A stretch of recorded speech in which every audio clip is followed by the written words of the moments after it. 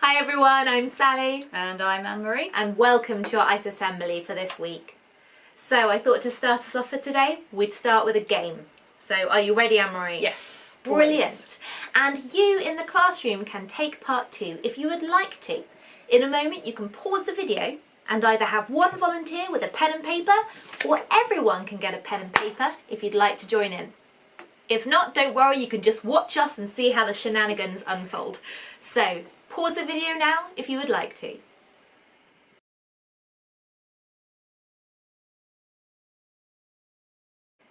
Alright, so pen and paper all set? Pen, paper, yes. Brilliant. Okay, what we're going to do is I'm going to describe a picture for a minute. You're not going to see what the picture is. So you have to just draw what I'm describing to you. So you've got to try and picture it in your mind and use all your artistic skill to draw what I'm describing.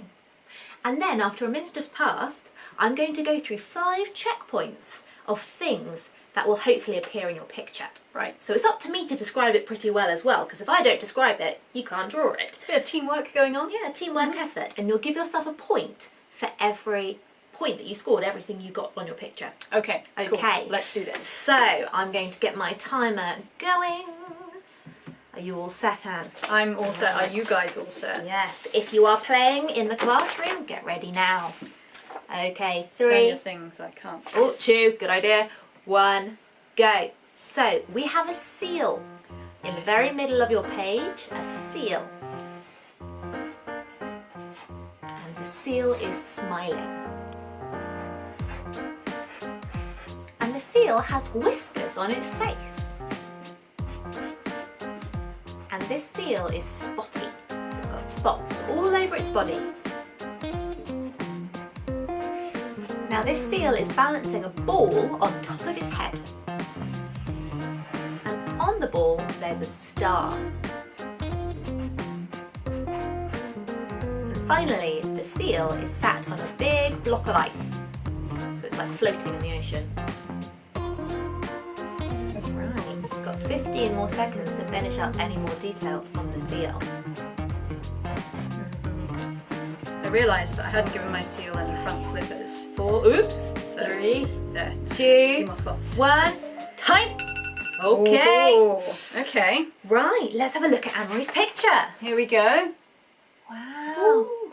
I hope you guys can see that what a clearly. good seal. But have you got all our pointers on there? So, okay. have a look at your picture if you're joining in the classroom. That was pretty hard, wasn't it? It was. It wasn't very Yeah. long, so I'm sure you've done really well. Is there a star on the ball? I think so. It's not a very good start. It's a really good star. But Yes. it's a start, yes. 1 okay. point if you've got that. Well done.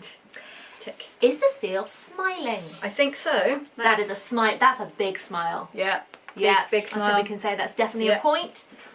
Does the seal have whiskers? Yeah, big whiskers. Yes, those are very long, luxurious whiskers. Excellent. Does the seal have spots? Yeah, loads. That's a lot of spots on that seal. Yep, that's definitely a point. And finally, is the seal sitting on an ice float? I mean, it's hard to tell because I drew it with Sharpie. Yeah, I'd say that's definitely, he's bobbing along on the ocean. Yeah. That's a full house of points. Woohoo! Well done, Anne-Marie. Fantastic. Would you like to see the actual picture? Yes. I did. So ready? Da-da-da-dun. Oh, that's not bad. Yeah, that's really good. Look at that. I think Anne-Marie did an incredible job. And I Oh. wonder how you guys did in the classroom if you were playing along. So with this game, we couldn't see the whole picture, could we? But then it all made sense when we could see the picture. But we had to trust the person describing to give us the right directions. We had to put our trust or our faith in that person to guide us well. And today we're going to be thinking about faith in times when we can't see the whole picture, but Christians believe that God can. Okay, so that brings us back to our Advent wreath, and we're on to the second candle. So if you remember from our last assembly video, this candle is the hope candle, and our second one is called the Bethlehem candle, and it represents faith. Now, faith and hope are quite similar things. In fact, you can't really have hope without having faith, and you can't really have faith without also having hope. So how are they different? Well, If hope is all about looking forward and waiting to see what God will do, then faith is all about why we can trust God and have that hope. Faith means that we are persuaded by something, or that we believe in someone or something. We practice and see faith in our everyday lives. For example, you have faith in your chair when you sit in it because you are believing it's not going to let you down, it's not going to make you fall when you're expecting to sit. And you have faith in the sun every night when you go to bed, that sun will rise in the morning to start a new day. You have faith in those things because you've had evidence that they've happened before. The sun rose this morning and the morning before, so I have faith it will rise again. Well, Christians have faith in God because we believe He hasn't let us down in the past, and so He won't let us down in the future. In the Bible it says this: faith is what makes real the things we hope for. It is proof of what we cannot see. That's from Hebrews 11:1. And if we look in the Bible, there are lots of examples of people walking in faith and having faith in God. But since we're looking forward to Christmas time, why don't we take an example from the Christmas story to see faith at work? This is how the birth of Jesus came about.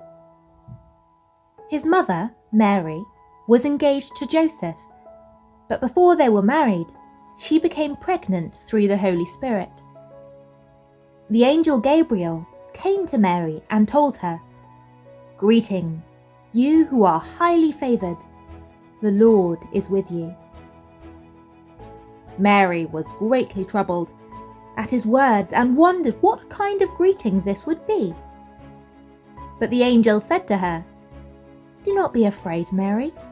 You have found favour with God. You will be with child and give birth to a son, and you are to give him the name Jesus. He will be great and will be called the Son of the Most High. The Lord will give him the throne of his ancestor, King David, and he will reign over God's people forever. His kingdom will never end." "How will this be?" Mary asked the angel, "since I am a virgin?"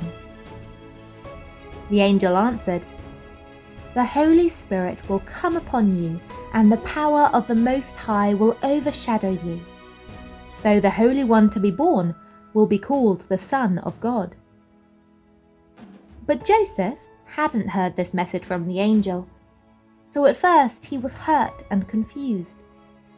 He didn't want people to think badly of Mary, but he also didn't know if he could still marry her. But after he had considered this, an angel of the Lord appeared to him in a dream and said, "Joseph, descendant of King David, do not be afraid to marry Mary, because the child she will have is from the Holy Spirit. She will give birth to a son, and you are to give him the name Jesus, because he will save his people." All of this took place to fulfill what God had promised through his prophets. The virgin will be with child and will give birth to a son, and they will call him Emmanuel, which means God with us. When Joseph woke up from the dream, he did what the angel of the Lord had told him to do. He took Mary home as his wife. So for Mary, she wondered how she would be Jesus' mother, but she decided that she was going to trust God's plan. She saw herself as God's servant, ready to do whatever he asked of her. That's pretty amazing. But she knew that God loved her and had the best in mind for her and for the world. And Joseph too, he needed to have faith in God's big plan. He must have been really worried and confused and hurt, thinking about what other people might say about him if he wanted to take Mary as his wife still, or what they might say about Mary. But in the end, he decided to have faith in God and do as the angel had told him and still take Mary as his wife. Even though people around him might have misunderstood, Joseph trusted in God's plan. So we normally spend a bit of time every now and then throughout the year telling you about lots of inspirational Christians, people who have trusted God and used their faith to see what God will do in their lives. And that's really cool because we get to see their whole story from when they first began to trust in God, all of their adventures and the whole thing. But actually, faith is really important for every Christian every day. So we thought we'd share with you some of the times when we personally have had to use our faith to really trust in God and His view of the big picture. So for me personally, I had to really trust in God and His big picture when He called me to work in New Zealand for 2 years. Now, if you don't know where New Zealand is, it's on the other side of the world. It's really, really far away. So I had to trust God that He would look after me while I was away from my friends, from my family. I would miss my church a whole lot. And I was going to a place where I didn't know anybody. So I had to trust that God would give me everything that I needed and be my best friend in those times. But I also had to trust that God would look after my friends and my family and everyone that I would leave behind. Now, it was a huge challenge. There were times when I felt really, really homesick. But actually, I had some incredible experiences that I will never forget. God showed me so many things and helped me to learn more about Him and to grow in my faith every day that I was there.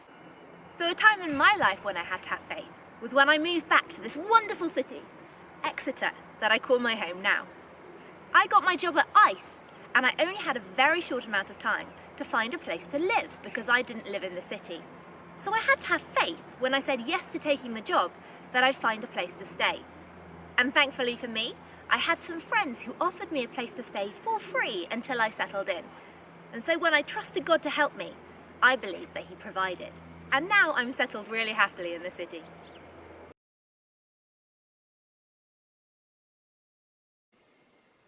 Well, we see in the Bible that God is faithful. That means He keeps His promises. If He says He's going to do something, then He does it. So we can trust God because He has proven that He is trustworthy. The Bible is full of times when we can see right from when God promises something to when He fulfills that promise. So we can look at all that evidence and go, wow, God has never broken any of His promises yet. There's no reason to believe that He would break His promise in the future. So we can trust God to keep His promises and be faithful to us. And sometimes, like Mary, we might wonder, how is God gonna do this? How is He gonna keep those promises? In those times when we're not quite sure what's going on and we wonder what God might be doing, like Mary, we can trust that God loves us and has the best in mind for us.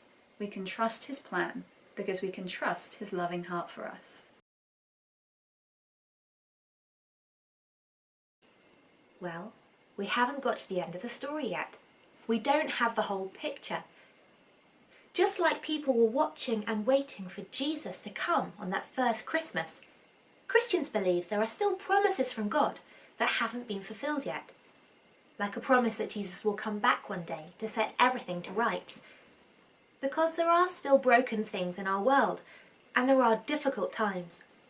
And those are the times where it's really important to have faith, and have that faith with hope, to keep watching and waiting for what God will do.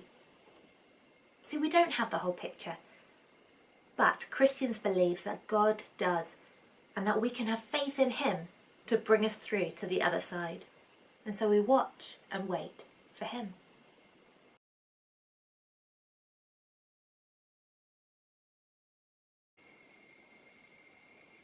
As we reflect and pray now, we're going to light the faith candle.